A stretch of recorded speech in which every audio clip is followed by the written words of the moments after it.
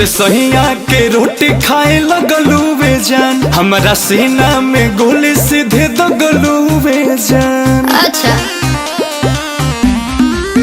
जब से सहिया के रोटी खाए लगलू वे जान, हमारा सीना में गोली सीधे दगलू वे जान। एमे गलती का रहे हमार हो कि भइलू जान मार।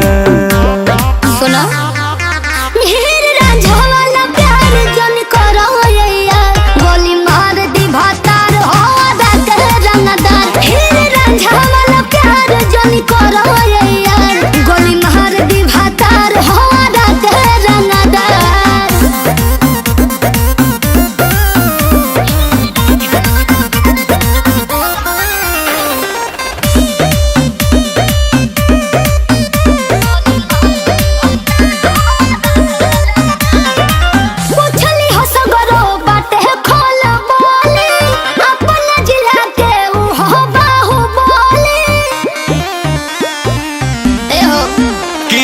खैलू जवन का भुला गईलू, साथ छोटी न काहे तू अदा कैलू।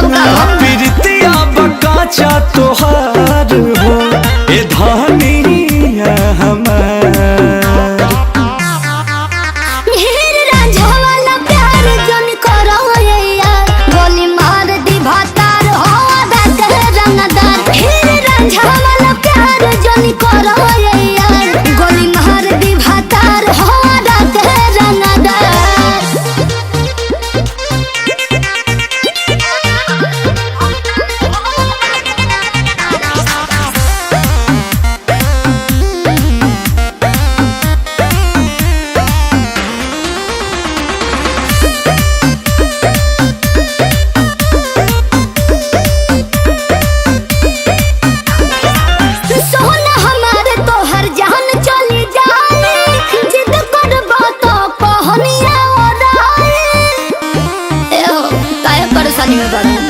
अंकुश राजा से धन बड़ी छाल कैलू, टूटल दिलवा के सरगम बदल गई। तनिको न कैलू विचार हो चल गईलू।